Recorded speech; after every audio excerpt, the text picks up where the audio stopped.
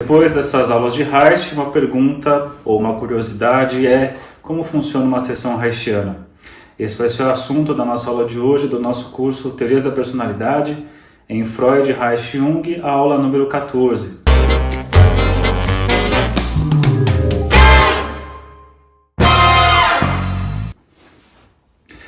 Bom pessoal, continuamos no livrinho aqui, Teorias da Personalidade, em Freud, Reich e Jung, o livro que fundamenta esse curso. Então, o que eu trago para vocês está neste livro. Estamos na página 106, também tem aqui o resuminho que eu mando para vocês, o esqueminha, e também tem esse livro extra que eu vou mandar um trechinho para vocês que traz, no caso, uma sessão reichiana. Se você quiser ter acesso a esse material, é só você mandar uma mensagem no Telegram para esse endereço que está aqui embaixo, Saulo Durso Ferreira Psi, e avisa lá que você quer participar do grupo de personalidade. Aí eu mando o link para você, você entra e tem acesso ao material. Já está tudo arquivado lá, só você ir em arquivos e pegar esse material.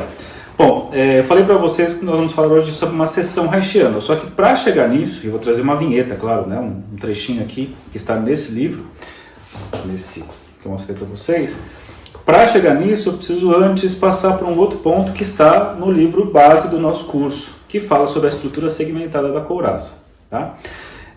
Lembrando, só para atualizar, nós já vimos a importância do corpo em Reich, a forma como Reich aborda a ideia de corpo é diferente de outras psicanálises, né, de outras formas que a psicanálise enxerga, porque ele não está pensando de forma metafórica o corpo, ele inclui o aspecto do corpo biológico, o corpo que tem lá a sua energia, essa energia precisa ser descarregada, começa chamando a questão da libido, depois passa por Goni, né? Então esse caminho que eu comentei lá na primeira aula, que ele tem as fases de Reich, e quando nós falávamos aqui dos tipos de caráter, sempre você tem o caráter, o seu aspecto dinâmico em termos de psiquismo, mas também a configuração do corpo em termos dessa dinâmica, dessa energia que se descarrega ou se não descarrega, ou se ela fica retesada, se cria uma estase.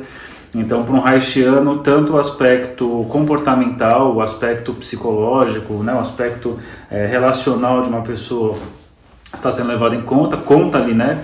Cada comportamento conta a história do princípio prazer e desprazer, da sua neurose, está contado nessa história, mas o corpo também carrega isso. O corpo, para Reich, ele carrega a nossa história de defesas, né, de inibições e de possibilidades. Então, o corpo apresenta isso. E dentro desse raciocínio pensamos nos vários tipos de caráter. E, além dos tipos de caráter, a ideia da noção de orgasmo e a importância do orgasmo como uma forma de descarregar essa energia que ficaria retesada, que aí estaria o sofrimento nos vários tipos de caráter, nessa impossibilidade de descarga. E só lembrando, a importância do orgasmo para ele está associado, inclusive, à função da sublimação, que sublimação sem orgasmo você teria um excesso de energia que não seria descarregada suficientemente na sublimação, então as atividades sublimatórias seriam mais um engano do que de fato alguma coisa que resolveria esse retesamento, essa estase. Bom, tudo isso para chegar no ponto da página 106, que ele fala a estrutura segmentada da couraça, que ele vai fazer uma divisão do corpo em 7 partes, e essas 7 partes ele vai entender como anéis, esses anéis podem estar encouraçados, né, pode estar rígido, de alguma forma inibidos, ou esse anel pode estar flexível. E a gente poderia pensar que o objetivo é conseguir flexibilizar esses anéis para que todo o corpo possa ter essa possibilidade de flexibilização e também da fluidez da energia, o que possibilita a descarga orgástica.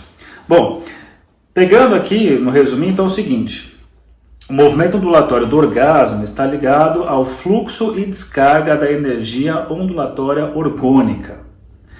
A couraça possui uma estrutura segmentada, a divisão que eu falei para vocês. Determinados segmentos ou grupos musculares são tipicamente afetados.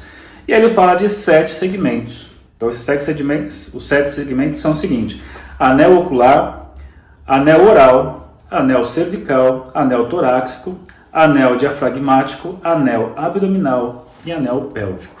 Então pense lá no corpo, você tem lá as 7 partes, essa divisão de anéis, e que Reich vai entender que é necessário a flexibilização de cada um desses para que possa acontecer a descarga libidinal ou a descarga orgônica no caso.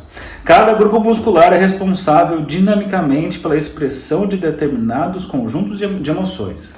Então a ideia dele é que as nossas emoções elas estão ligadas a alguma parte específica do corpo biológico.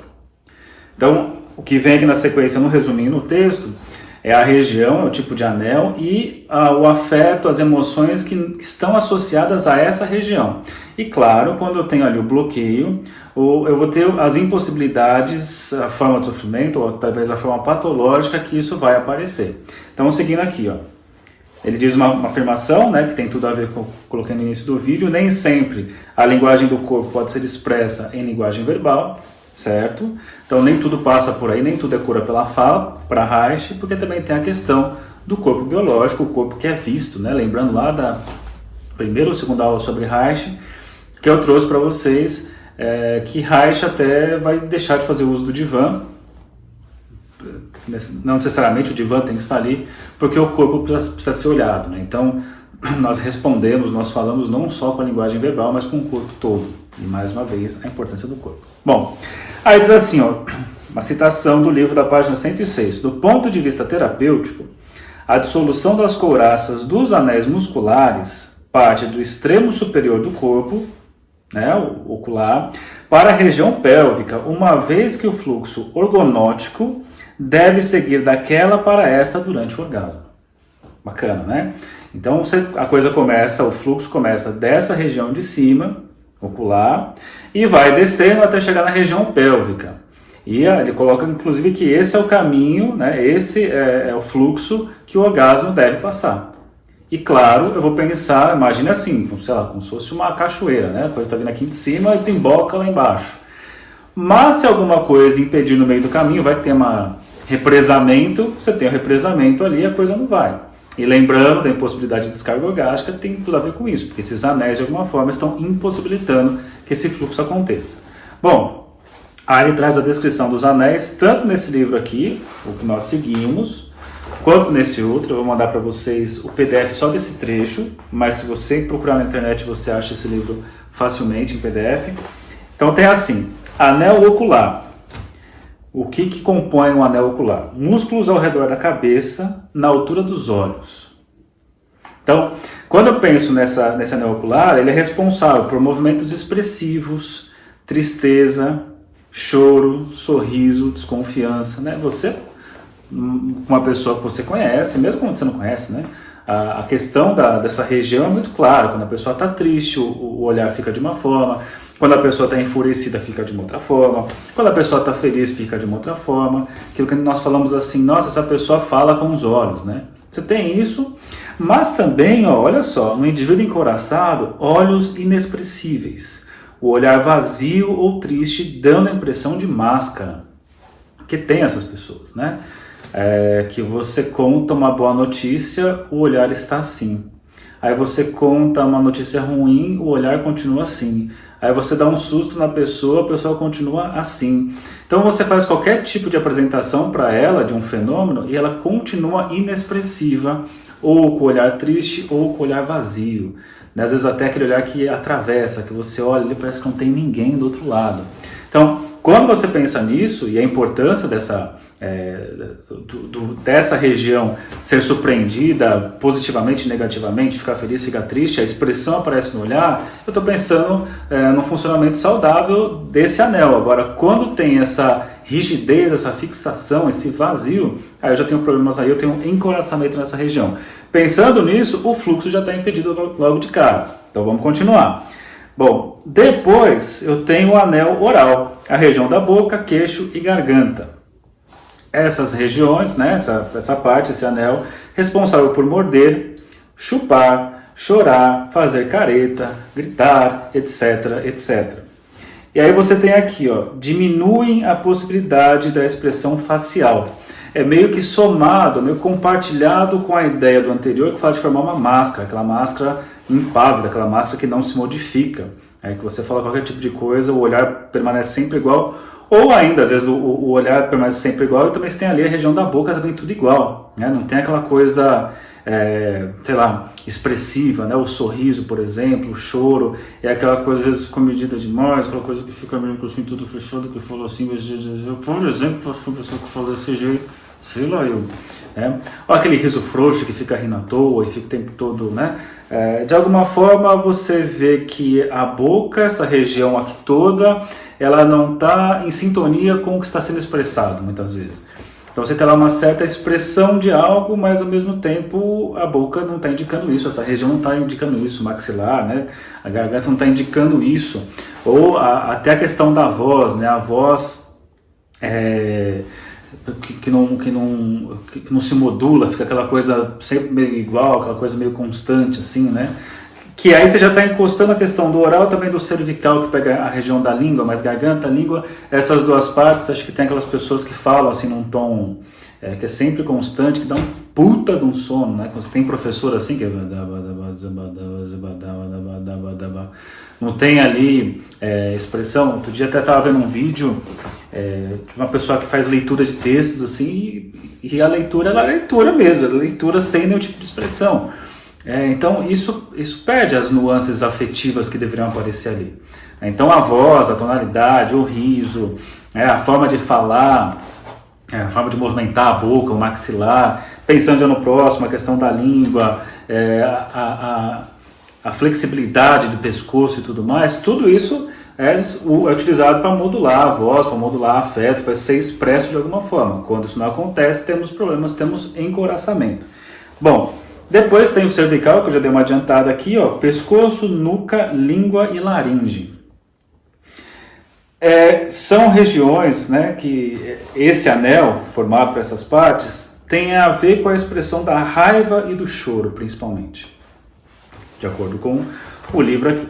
E quando você tem essa impossibilidade dessa raiva, né, aparecer, de ser dita, de ser do grito, por exemplo, de chorar e sair esse choro, você vai ter que engolir as emoções. Olha que legal, tem um entre aspas aqui, porque é uma forma metafórica de dizer engolir as emoções. Então, aquele negócio que você engole a seco a coisa, né? Você engole isso. E aí coloca assim, ó, por conta desse engolir as emoções, é impossível vomitar, é impossível colocar para fora, tudo isso é impedido. Então fica aquele nó e a impossibilidade de colocar isso. Esse nó na garganta, né? Depois tem ali também um certo nó no peito, mas eu estou falando aqui do nó na garganta, aquela coisa que é impossível de falar. E é interessante porque isso você vê na clínica não só, né, mas no dia a dia também, que tem pessoas que a coisa vem para falar, mas tem uma impossibilidade, parece que física ali. E a pessoa vai ficando cada vez mais tensionada, e é interessante, pensando no modelo Reichiano, quando tem impossibilidade da descarga, mais eu estou mobilizando forças para falar, por exemplo, que vem da energia, só que eu tenho também a inibição. Enquanto mais eu mobilizo e tenho um retesamento e tenho possibilidade, mais tem um acúmulo e mais força essa parede que está inibindo. E quanto mais se força, maior o mal-estar que causa na pessoa. Então vamos imaginar que quanto mais ela tenta falar daquilo, se aproxima daquilo, mais angustiada ela fica, porque imagina lá uma represa, mais pressão de água vem em cima, mais pressão, mais pressão, mais pressão, mais pressão. Então a pessoa acaba querendo evitar situações assim. Até falei lá nas primeiras aulas que para a Reich nós temos disponível para o amor, para a relação com o outro, né? para esse voltar-se ao outro, ir até o outro. E agora imagine quando esse encoraçamento acontece nesse nível, eu posso ter uma relação com uma pessoa e talvez quanto mais íntimo isso ficar, maior a quantidade de investimento de energia apareceria, mas a inibição também é inversamente proporcional e proibindo. Então assim, quanto mais eu sinto esse afeto, maior o mal-estar que eu sinto. Então até cai naquelas coisas do tipo, eu não sei o que acontece, mas quando começa a ficar íntimo de uma pessoa, eu começo a sentir uma angústia gigantesca com a necessidade de sair de perto dessa pessoa. Então é interessante isso, porque não necessariamente tem a ver com aquela ideia de desejo, de contradição do desejo, né? Mas com uma impossibilidade, tudo bem que a coisa começou por essa via, mas é uma impossibilidade que tem a ver com esse tipo de encouraçamento. Algum desses anéis aí, no caso, pode ser o anel cervical, que a gente está falando dele aqui, pode estar impossibilitando esse fluxo. Então a coisa para ali, quanto mais você potencializa essa energia, mais energia é convidada para essa relação com o outro, maior a angústia que vai aparecer. Na sequência, anel peitoral ou torácico. Músculos peitorais, intercostais e ombro. Esse anel ele é responsável pela fluidez dos sentimentos. Então, assim, né, vamos pensar nessa parte respiratória, peitoral, é a coisa que dá uma fluidez geral, né? Então, você tem aqui consequências quando tem esse encouraçamento desse anel peitoral. Autocontrole exagerado, imobilidade, impassividade, emoções frias e desprezo pelo choro, nó no peito agora, né? Eu tenho um nó na garganta, mas tem um nó no peito, aquele negócio que dá aqui no peito, que não sabemos muito bem o que é. E diz assim, ó, na mulher, por exemplo, insensibilidade no seio e dificuldade de amamentar. Porque imagine aquela coisa tão íntima da amamentação e o toque, o bebê ali, o quanto pode ser algo assim, que concentra uma energia naquele momento do sugar do bebê, de toda a experiência de encontros com o bebê, só que à medida que vem essa concentração, também vem a impossibilidade como força contrária, e o nível de angústia sobe ainda mais. Então a dificuldade de amamentar, insensibilidade no seio, a insensibilidade, lembrando, é o encoraçamento, para tentar manter distante qualquer tipo de energização. E até coloca uma coisa curiosa, medo de cócegas na região das costelas. Na sequência, anel diafragmático. Órgãos diafragmáticos e envolvidos nas funções gastrointestinais, vômito, diarreia, por exemplo, respiratória, inspiração, expiração, diafragma, estômago, plexo solar e fígado. Bom, aí coloca aqui, né? O pulsar esse anel em funcionamento, né? A função dele, pulsar diafragmático afirma emoções de prazer e angústia. Na rigidez, né, no encoraçamento, eu tenho a negação desses sentimentos. E aí coloca, impede os fluxos e movimentos essenciais ao estabelecimento da potência orgástica.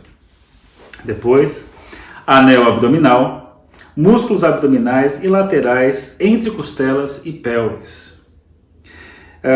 Intermediação do fluxo energético entre diafragma e pelvis, né? Então ele está um anel aí de interligação e coloca, quando eu tenho encoraçamento, qual que é o tipo de consequência? O medo do ataque, inibição e rancor. E daí por fim, chegando no sétimo anel, anel pélvico, pelvis, região glútea e ânus. E aí o que você tem nesse anel, né? A expressão de quê? A expressão da sexualidade, envolvendo raiva, o golpear ou atravessar. Quando eu tenho encoraçamento, quais os problemas? Problemas sexuais, tipo dessensibilização erógena, ejaculação precoce, leucorreia, vaginismo e etc. É claro, gente, que aqui está um resuminho, né? Você não vai só pegar isso daqui e acha que dá conta de tudo. Aí você precisa pegar os livros do Reich para se aprofundar nesses aspectos. Mas acho interessante a forma como é olhado, né? A forma como é olhado o corpo e essa forma segmentada que Reich vai pensar nesses vários anéis e com que cada região é responsável, pensando em termos de uma fluidez normal no corpo saudável, e quando acontece um encoraçamento e a impossibilidade que isso causa. Quando você tem, e aí pensando no fluxo, a coisa vai lá de cima até a região mais para baixo, vai desde o ocular até a região pélvica, então estou falando de uma descarga que acontece nessa passagem. Agora tente imaginar, depois de passar por todos os nomes, mais esquematicamente, né, que eu posso pensar a fluidez acontecendo completamente, acontecendo até a região 6, até a região 5, até a região 4, e eu tenho o extremo do encoraçamento que eu posso pensar no anel ocular. É claro que o jeito que eu estou colocando aqui e o jeito que o livro coloca é bem didático, é bem assim esquemático, e o esquemático sempre é um retrato de uma situação. Isso qualquer coisa que você vai estudar, em psicanálise também, em Reich também, ele faz essa divisão, mas não é uma coisa assim tão mecânica. Então o ponto é aqui, vamos só trabalhar essa região. Então é um ponto anterior, agora só trabalhar essa região. Não é bem por aí.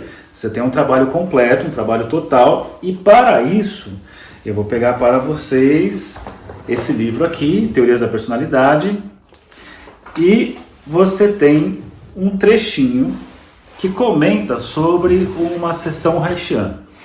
Então eu vou ler aqui para vocês uma parte, o restante eu vou colocar lá no grupo do Telegram, Teorias da Personalidade, e você dê uma olhada lá, tá? É claro que é só um pequeno recorte, uma sessão de um terapeuta haitiano numa situação específica, com um paciente específico.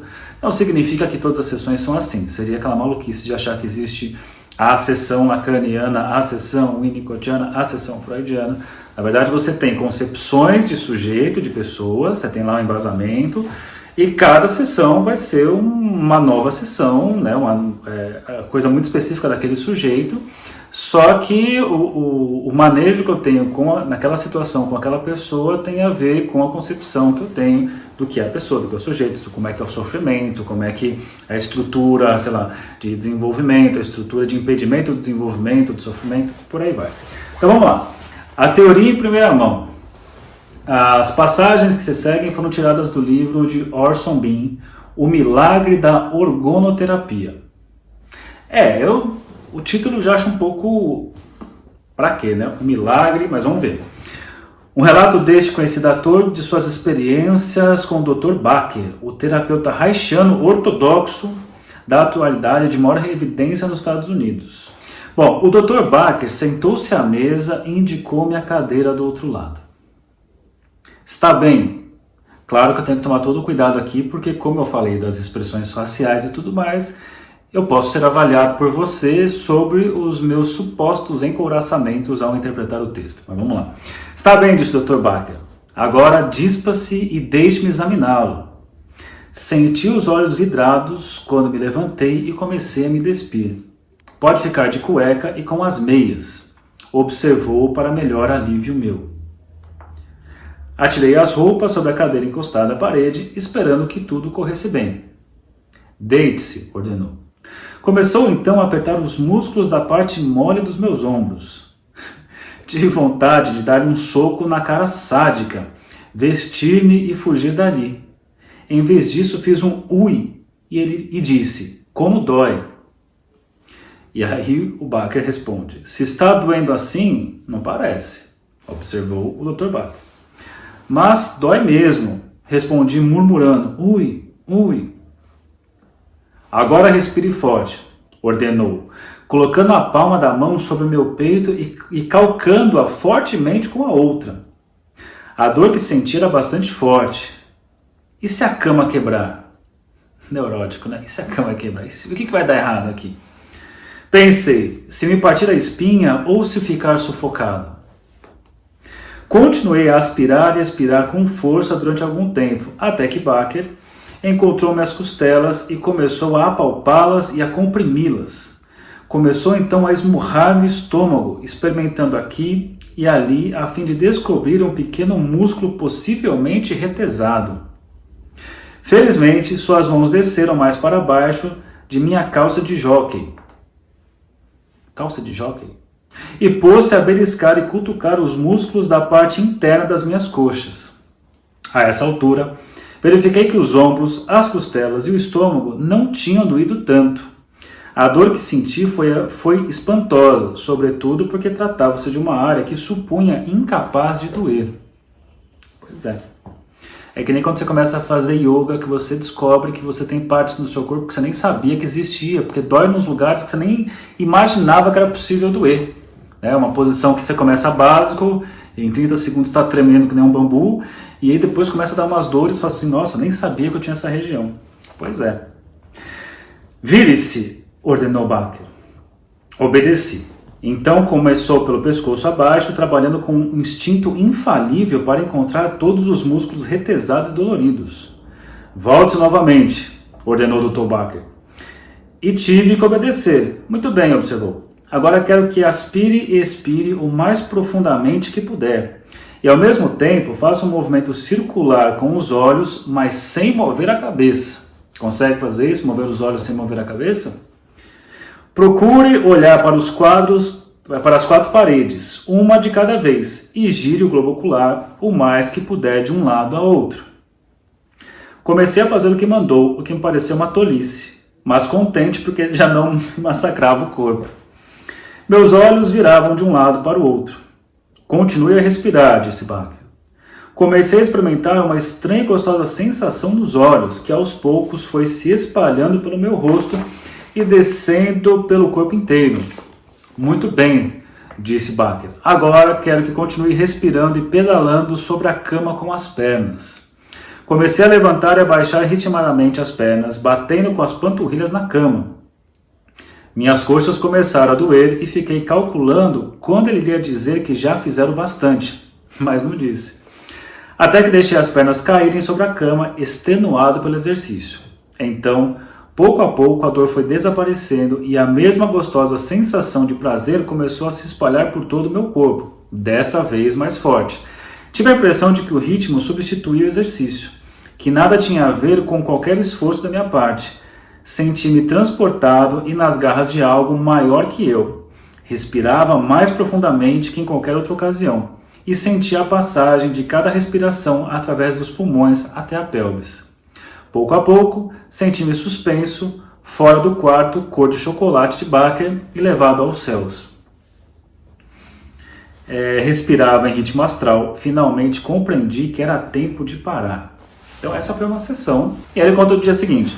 Na manhã de quarta-feira, seguinte à minha primeira visita ao Dr. Baker, levantei-me melhor, depois de 5 horas de sono, satisfeitíssimo. O café pareceu-me melhor que nunca, e até mesmo o lixo que boiava nas águas deu a impressão de possuir certo brilho e simetria. Nas águas do rio, né? Essa sensação agradável prolongou-se pelo resto do dia. Era uma sensação de bem-estar e de absoluta paz com o mundo. Meu corpo parecia mais leve e um ligeiro arrepio de prazer subia e descia pelos meus braços, pernas e torso. Quando eu respirava, essa sensação de movimento continuava até a base do torso e era bastante agradável. Sentia-me possuído de certa ternura e, ao pensar em mulheres, tinha a impressão de estar impregnado de amor. Comecei a sentir que estava, por assim dizer, desembaraçando-me de alguma coisa. Os arrepios agradáveis estavam diminuindo e senti-me tomado, pouco a pouco, por uma sensação de ansiedade. Marcas escuras que no dia seguinte tornar-se-iam pretas e azuis. Apareceram pelo corpo no lugar que Baker havia beliscado e socado. E por aí continua. Bom, eu vou mandar para vocês, deem uma olhada lá. É claro que é um pequeno exemplo, uma sessão curta, né? Um aspecto do que seria uma sessão haitiana, mas para dar uma certa noção para vocês, né? Esse livro é interessante, aliás, quem buscar aí na internet você tem vários autores, você tem aqui Freud, Jung, Reich, Rogers, etc. Inclusive tem a parte aqui da bioenergética, né, que até coloca, a bioenergética pode também ser dominada da terapia neo-haitiana, que não é a haitiana ortodoxa. Bom, fica aqui a sugestão para vocês de leitura. É isso, essa foi nossa penúltima aula de Reich. Na próxima aula teremos nossa última aula de Reich, falando um pouco de Reich e sociedade. Então é isso, bons estudos e até a nossa próxima aula.